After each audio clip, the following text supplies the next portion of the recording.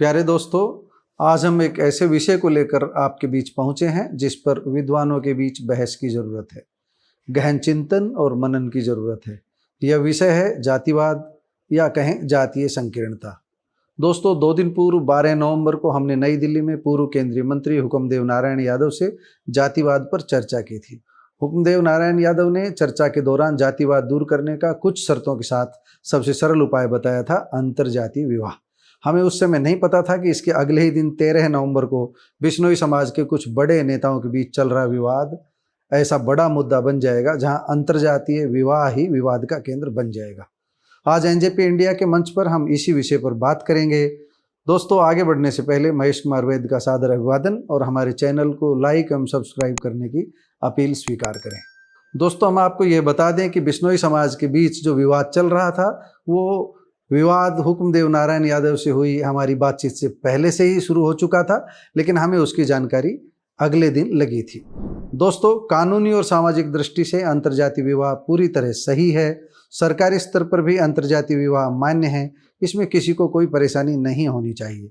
राजनीतिक और सामाजिक मामले बिल्कुल अलग अलग हैं। किसी भी जाति में शादी करने का अधिकार कुलदीप बिश्नोई के बेटे चैतन्य को है, इसमें कुछ भी गलत नहीं है, वह शादी का अधिकार रखता है। लेकिन सवाल यह उठता है कि आखिर अखिल भारतीय बिश्नोई महासभा के राष्ट्रीय अध्यक्ष देवेंद्र बूडिया ने महासभा के संरक्षक कुलदीप बिश्नोई को दूसरी जाति में शादी करने पर उनके पद से हटाया क्यों? पद मुक्त करने के लिए जो पत्र देवेंद्र बूडिया ने कुलदीप बिश्नोई को लिखा है उसमें अंतरजातीय विवाह का आरोप ही लगाया गया है। हमारा यह मानना है कि राजनीति अपनी जगह, संगठन की लड़ाई अपनी जगह, इनमें उठापटक हो, लेकिन एक व्यक्ति विशेष को दूसरी जाति में शादी करने के कारण अयोग्य मान लेना न्यायोचित नहीं है। आप अपनी स्क्रीन पर वह पत्र देख सकते हैं जो देवेंद्र बूडिया ने कुलदीप बिश्नोई को भेजा है। इस पर 11 नवंबर की तारीख है। वैसे यह मामला संगठन पर वर्चस्व का अधिक लग रहा है, क्योंकि जाति की बात छोड़ दें तो दोनों ओर से कार्रवाई की गई है। कुलदीप बिश्नोई ने बतौर संरक्षक अध्यक्ष पद से देवेंद्र बूडिया की छुट्टी की है, जबकि बूडिया ने अध्यक्ष होने के नाते संरक्षक पद से कुलदीप बिश्नोई को चलता कर दिया है। हम आपको ये बता दें कि अखिल भारतीय बिश्नोई महासभा का पंजीकृत कार्यालय उत्तर प्रदेश के मुरादाबाद में है। इसी कारण सहायक रजिस्ट्रार, फर्म एवं सोसाइटीज को भी बूडिया ने कुलदीप को हटाने की प्रति भेजी है। दूसरी ओर 12 नवंबर को कुलदीप बिश्नोई ने भी संरक्षक की हैसियत से देवेंद्र बूडिया को प्रधान पद से हटाकर आगामी चुनाव होने तक जोधपुर जिले के गांव बिलाड़ा निवासी परशुराम बिश्नोई को प्रधान मनोनीत किया है। कुलदीप बिश्नोई ने देवेंद्र को हटाने व परशुराम को नियुक्त करने का पत्र बीकानेर जिला के मुक्तिधाम मुकाम स्थित मुख्य कार्यालय से जारी किया है। मुकाम धाम बिश्नोइयों का पवित्र स्थल है। अब हम यह तो तय नहीं कर सकते कि इस मामले में कानूनी रूप से संरक्षक शक्तिशाली है या अध्यक्ष, क्योंकि यह तो बिश्नोई महासभा के संविधान के आधार पर सहायक रजिस्ट्रार ही तय करेंगे या आम सभा तय करेगी। परंतु अंतर्जातीय विवाह की बात का विषय समाज का है। अंतर्जातीय विवाह को पद मुक्ति का आधार बनाना कितना उचित है, कितना नहीं, इस बारे में हमें हमारे दर्शकों की प्रतिक्रिया का भी इंतजार रहेगा, विद्वानों की प्रतिक्रिया का भी इंतजार रहेगा। जरूरी नहीं कि हमारी राय ही सही हो। हम आपसे अनुरोध करते हैं कि कमेंट बॉक्स में जाकर अपनी राय से हमें जरूर अवगत करवाएं। चलिए, अब आपको पहले विवाद से जुड़ी थोड़ी सी प्रमुख बातें बताते हैं, परंतु उससे पहले केंद्रीय मंत्री हुक्मदेव नारायण यादव की जाति को लेकर कही अहम बात आपको सुनवाते हैं। हुक्मदेव यादव ने यह बात तब कही थी जब यह विवाद उनके संज्ञान में भी नहीं था। हुक्मदेव का पूरा साक्षात्कार आप 17 नवंबर रविवार के बाद एनजेपी इंडिया के इसी प्लेटफॉर्म पर देख सकेंगे। जाति एक प्रथा है, सिस्टम। हम जातिवाद को आप कुरीति के रूप में देखते हैं कि जातिवाद जरूरी है, क्योंकि बहुत से लोग कहते हैं कि जातिवाद हिंदू धर्म का गहना है, कुछ कहते हैं जातिवाद हिंदू धर्म के लिए अभिशाप है। आपका क्या मानना है? देखिए, मैं फिर यही कह रहा था, जातिवाद फल है। जातिवाद निकलता जिस पेड़ से है उसका नाम है कास्ट सिस्टम, जाति प्रथा। जब सिस्टम को खत्म कर देंगे तो उससे ऊपर निकलने वाले सभी चीज खत्म हो जाएंगे।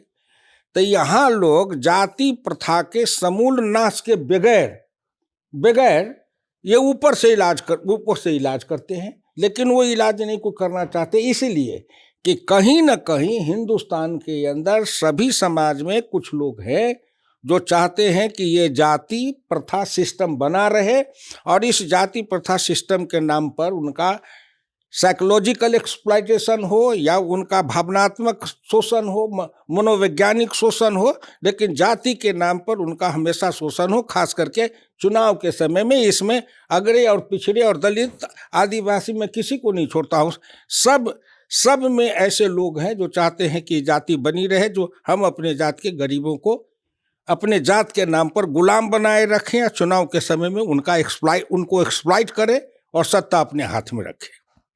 देश के वरिष्ठ राजनीतिज्ञ हुक्मदेव नारायण यादव जातिवाद की बुराई को मानते हैं, स्वीकार करते हैं, लेकिन इनका ये कहना है कि जातिवाद कास्टिज्म का एक पेड़ है और जो इलाज चल रहे हैं वो टहनियों के चल रहे हैं। टहनियाँ, कोई टहनी इस टहनी पर दवाई लगा रहा है, इस टहनी पर मर्रम लगा रहा है, लेकिन जातिवाद के पेड़ को कोई उखाड़ना नहीं चाह रहा। हम आपसे जानना चाहेंगे हुक्मदेव नारायण जी, जातिवाद के पेड़ को समूल नष्ट करने का, जड़ सहित उखाड़ने का क्या उपाय है? देखिए, फिर आप फर्क समझिए शब्द का। आप कहते हैं कास्टिज्म, अब मैं कह रहा हूं कास्ट सिस्टम।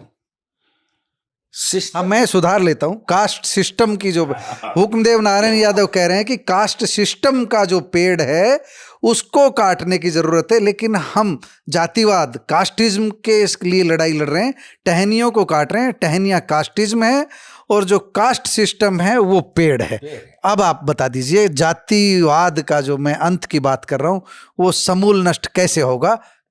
देखिए, जाति के फर्क है दो चीज से, रोटी और बेटी। तो रोटी में जाति मिट गई, क्योंकि कब मिटी? जब विधान बन गया कि जो कोई छुआछूत की बात करेगा उसको सजा मिलेगी। अपने आप छुआछूत मिट गया। छुआछूत को दिल से नहीं लोगों ने मिटाया है उस कानून के डर से। उसी तरह से ये कास्ट सिस्टम को खत्म करेंगे तो रोटी में मिल टूटा है, लेकिन बेटी में जाति तय है बेटी से, कि हम कहाँ से बेटी लाते हैं और कहाँ अपनी बेटी देते हैं। तो बेटी का आधार है। जब तक बेटी के मामले में जाति नहीं टूटेगी तब तक समाधान नहीं होगा। बेटी के मामले में जात टूटेगी तब जब सरकारी कानून में, संविधान में या संसद से के द्वारा कानून बने या जन आंदोलन हो कि आपने कहा सबर नबर, मैं उन्हें कहता हूँ, अंतर सरकारी नौकरी और सरकारी सुविधा प्राप्त करने के लिए अंतर जातीय विवाह की अनिवार्यता हो, और अंतर जातीय विवाह की अनिवार्यता में 3 श्रेणी हो। अब आपने जो कहा सवर्ण, पिछड़ा और दलित, ये तीन कैटेगरी, उसमें इस 3 में से एक में की बेटी हो और एक का बेटा हो, ये नहीं कि अपने में। लेकिन स्वर्ण जो है वो अगर अनुसूचित जाति की बेटियां तो स्वीकार कर ले और अपनी बेटियों को अनुसूचित जातियों को देने के लिए तैयार नहीं हो, तो वो तो आपका जो सुझाव है वो तो वहीं फुस हो जाएगा। देखिए, फुस नहीं होगा, ऐसे लोग निकलेंगे। उदाहरण देता हूं, हमारे यहाँ मद्रास के आयंगर थे, बड़े उच्च कोटि ब्राह्मण होते हैं, और जब वो पटना में थे राजभवन में, तो नैष्ठिक ब्राह्मण के जैसे छुआछूत मानते थे, ब्राह्मण के हाथ का ही खाते थे। और जब मद्रास गए तो उनकी बेटी एक शेड्यूल कास्ट से शादी की, तो लोगों ने पूछा कि आप यहाँ क्या करेंगे? तो उन्होंने कहा वहाँ जो मैं कर रहा था सो वहाँ सही था, यहाँ जो मेरी बेटी की है सही है, क्योंकि परिस्थिति यहाँ ऐसी ही है। तो ऐसा नहीं है, ऐसा है, हो सकता है।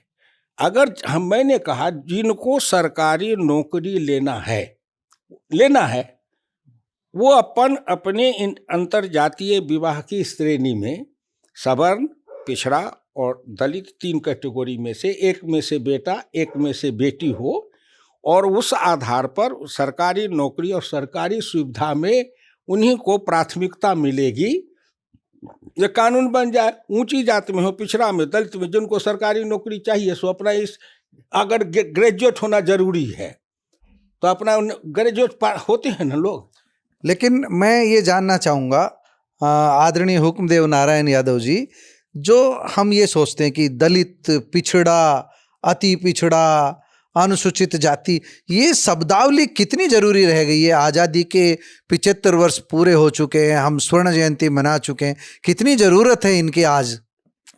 देखिए, एक है लोगों का जो आदर्श की बात करते हैं और एक है वास्तविकता। वास्तविकता यही है कि हिंदुस्तान में कास्ट सिस्टम है, जाति है और आज भी बहुत जगह मंदिरों में अगर अनुसूचित जाति और दलित पिछड़े वर्ग के लोगों को भी बहुत मंदिरों में नहीं जाने दिया जाता है। क्यों? किस कारण से? मैं उन्हीं लोगों से पूछना चाहता हूं, क्यों?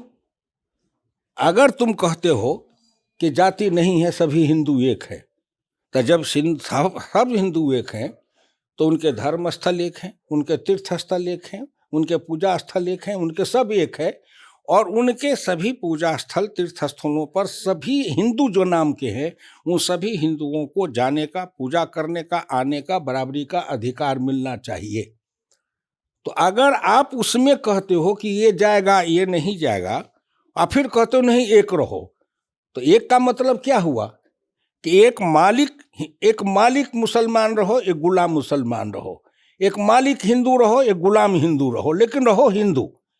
तो आज के युग में जो समता आपने शुरू किया था, समता आज के इस युग की विश्व में सबसे बड़ी विशेषता है कि जितनी प्रकार की विषमताएं हैं उन सभी विषमताओं के खिलाफ इस विश्व में एक साथ ही अलग अलग तरीके पर भयंकर रूप से संघर्ष हो रहा है, जिसमें नर नारी की विषमता है, रंग की विषमता है, ये सारी विषमताओं के खिलाफ। दोस्तों, ये जरूरी नहीं कि जातिवाद की कुरीति को दूर करने के लिए हुक्मदेव नारायण यादव जो उपाय बता रहे हैं वह सही हो। ऐसा भी नहीं है कि जो हम कह रहे हैं वही सही हो सकता है उससे अच्छा कोई सुझाव आप में से किसी के पास हो। अभिव्यक्ति की आपकी स्वतंत्रता का हम पूर्णतया सम्मान करेंगे, इसलिए बिना हिचक कमेंट बॉक्स में जाकर अपनी राय जरूर बताएं। अब बात करते हैं बिश्नोई महासभा के बीच चल रहे विवाद में अब तक क्या कुछ घटनाक्रम हुआ है। बिश्नोई समाज के धार्मिक स्थल मुकाम धाम पर 13 नवंबर बुधवार को जो बैठक हुई उसमें 5 बड़े फैसले लिए गए हैं। इस बैठक में संरक्षक पद को खत्म किया गया है और कुलदीप बिश्नोई को दिया गया बिश्नोई रत्न वापस लिया गया है। इसी बैठक में लोकतांत्रिक तरीके से चुनाव कराने का निर्णय भी लिया गया। बैठक में चुनाव होने तक देवेंद्र बूड़िया को ही प्रधान बने रहने के लिए कहा गया है। बैठक में यह भी कहा गया है कि कुलदीप बिश्नोई और उनके परिवार का कोई भी सदस्य महासभा में किसी तरह की दखलंदाजी नहीं करेगा। अगर पूर्व की बात करते हैं तो इससे पहले संरक्षक ही प्रधान को चुनते रहे हैं। देवेंद्र बूड़िया की नियुक्ति बतौर संरक्षक कुलदीप बिश्नोई ने ही की थी और परशुराम बिश्नोई को नया प्रधान बनाने का पत्र भी उन्होंने ही जारी किया है। हम आपकी जानकारी के लिए दोनों पत्र आपकी स्क्रीन पर दिखा रहे हैं। आप दोनों पत्रों को पढ़कर समझ सकते हैं कि घटनाक्रम किस तेजी से बदला है। दैनिक भास्कर की एक रिपोर्ट के अनुसार यह विवाद कुछ समय पहले ही शुरू हो गया था। मैं दैनिक भास्कर के डिजिटल प्लेटफॉर्म पर मौजूद तथ्य आपको बता रहा हूँ। कुलदीप बिश्नोई ने मौजूदा प्रधान देवेंद्र बूड़िया को समाज को तोड़ने वाला व्यक्ति बताया। कुलदीप बिश्नोई ने कहा कि देवेंद्र बूड़िया द्वारा पिछले कई दिनों से सोशल मीडिया में काफ़ी तथ्यहीन, झूठी एवं समाज को बांटने वाली बातें कही जा रही है, जिससे समाज में बिखराव व टकराव की संभावनाएं नजर आ रही है। कुलदीप का कहना था कि उनके पास समाज के कई गणमान्य व्यक्तियों, साधु संतों एवं महासभा के पदाधिकारी व समाज के राजनीतिक व्यक्तियों द्वारा काफ़ी शिकायतें आ रही है। साथ ही साथ विभिन्न निर्माण कार्यों में टेंडर प्रक्रियाओं का पालन न किए जाने की बातें भी आ रही है। समाज में एकता बनाए रखने, महासभा के पदाधिकारियों के प्रति विश्वास बना रहे, समाज में बंटवारा नहीं हो और आपसी भाईचारा समाज में बना रहे, इसलिए मैं देवेंद्र बूड़िया को पदमुक्त कर रहा हूं। तो ये कुलदीप ने अपने कारण बताए हैं, कुलदीप बिश्नोई ने अपने कारण बताए। कुलदीप बिश्नोई ने बूड़िया के खिलाफ जांच के लिए 5 सदस्यीय कमेटी भी बनाई है। सुभाष देहड़ू की अध्यक्षता में गठित यह कमेटी पूरे मामले की जांच करके सारे तथ्यों की रिपोर्ट प्रस्तुत करेगी। अखिल भारतीय बिश्नोई महासभा के संविधान के अनुसार प्रधान एवं समस्त कार्यकारिणी के चुनाव के लिए लोकतांत्रिक प्रक्रिया है। जल्दी ही अगले दिनों में पदाधिकारियों व प्रधान पद के लिए चुनावों की रूपरेखा के लिए विधिवत घोषणा करूंगा। यह बात कुलदीप बिश्नोई ने की है। अब बताते हैं ये विवाद कैसे शुरू हुआ। देवेंद्र बूड़िया 10 नवंबर सोमवार को सोशल मीडिया प्लेटफार्म पर प्रकट हुए। सोशल मीडिया प्लेटफार्म फेसबुक पर आकर उन्होंने कहा कि मुझे 2 दिन से रणधीर पनिहार दिल्ली बुला रहे हैं। मैं आज आया तो मेरे साथ ट्रेजेडी की और मेरे साथ बुरा बर्ताव किया गया। ये सारी चीज़ें मैं समाज को बताऊंगा। ये बहुत बड़ी घटना है और बहुत बड़ी मेरे साथ ट्रेजेडी हुई है। ये सब चीज़ें कैमरे में हैं। अब मैं आप लोगों को इतना ही बता पाऊंगा। मैं माफ़ी चाहता हूँ। कल मैं आपको सारी चीज़ें बता दूंगा। ये रणधीर पनिहार पता नहीं मुझसे क्या मांगता है। दूसरी ओर बिश्नोई महासभा के राष्ट्रीय अध्यक्ष देवेंद्र बूडिया के आरोपों पर विधायक रणधीर पनिहार ने कहा कि जिस तरह के आरोप लगाए जा रहे हैं ऐसी कोई बात नहीं है। मनगढ़ंत आरोपों का मैं क्या जवाब दूं। हाँ, मेरी किसी से किसी तरह की बात नहीं हुई है। बूडिया साहब आज भी मेरे अच्छे दोस्त हैं और उनसे मेरी अक्सर मुलाकात होती रहती है। सोशल मीडिया पर उन्होंने ऐसा क्यों बोला मुझे इसकी जानकारी नहीं है। मैं आज चंडीगढ़ जा रहा हूँ। ये हमने जो बूडिया की बातें बताई ये सोमवार की है और इसके बाद ये प्रतिक्रिया है ये मिस्टर पनिहार की है। और पनिहार जो है नलवा से विधायक है। कुलदीप बिश्नोई के कहने पर भारतीय जनता पार्टी ने उन्हें टिकट दी थी और वो चुनाव जीते हैं। इस बार नलवा से विधायक बने और कुलदीप के बेहद खास माने जाते हैं। इधर इस मामले में बिश्नोई संत भी बोले हैं और कई गणमान्य लोग भी खुलकर सामने आए हैं। यह विषय काफ़ी लंबा है लेकिन एक बड़ा गंभीर आरोप बूडिया की तरफ से आया है। बूडिया ने खुलकर कहा है, जोधपुर पहुंचकर जब उन्होंने सार्वजनिक रूप से आम बैठक में लोगों के बीच कहा कि विधानसभा चुनाव के समय से ही संरक्षक महोदय यानी कुलदीप बिश्नोई और उनके बीच खटपट चल रही है, क्योंकि विधानसभा चुनाव के समय कुलदीप बिश्नोई ने उन्हें 10 करोड़ रुपए का टारगेट दिया था, यानी 10 करोड़ रुपए की मांग की गई थी कि आप समाज से चंदा इकट्ठा करके लाके दो। और ये चंदा इकट्ठा करके लाने में मैं असफल रहा। इसी कारण कुलदीप बिश्नोई की नाराजगी है और इसी कारण जो है ये मेरे साथ जो है ऐसा किया जा रहा है। इस मामले में यह भी कहा जाता है कि प्रधान बूडिया ने मुख्यमंत्री के सामने कुलदीप बिश्नोई के नाम की पैरवी नहीं की। जिस मंच पर उन्हें राजनीतिक मंच पर पैरवी करनी चाहिए थी उस मंच पर पैरवी नहीं की। ये विवाद काफ़ी लंबा है। हम गुण दोष के आधार पर नहीं बता सकते कौन सच बोल रहा है कौन झूठ बोल रहा है। हमारा विषय अंतर्जातीय विवाह का था। उस अंतर्जातीय विवाह के कारण कुलदीप बिश्नोई को संरक्षक पद से हटाने का था। आपको हमारी ये रिपोर्ट कैसी लगी कमेंट बॉक्स में जाकर बताइएगा ज़रूर। नमस्कार, धन्यवाद।